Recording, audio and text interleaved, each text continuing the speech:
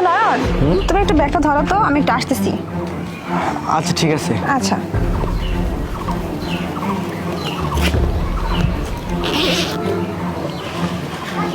আচ্ছা নয়ন, শোনো না, আমি আমার ভাইয়ার জন্য একটা টি শার্ট কেনার জন্য গেছিলাম, কিন্তু এখানে তো টি শার্টটা পেলাম না।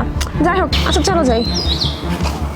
আচ্ছা শোনো না, আমার না সিগারেট খেতে ইচ্ছে করছে। আমি কি সিগারেট আনবো? কি সিগারেট?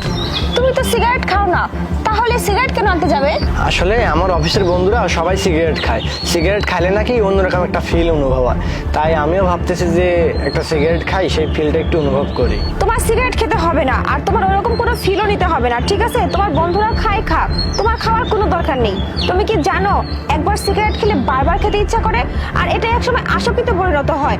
এগুলো খাওয়া কিন্তু ঠিক না, ধূমপান স্বাস্থ্যের জন্য অনেক ক্ষতিকর। আচ্ছা তাই নাকি? কিন্তু এটা তুমি কিভাবে জানলে? তুমিও কি সিগারেট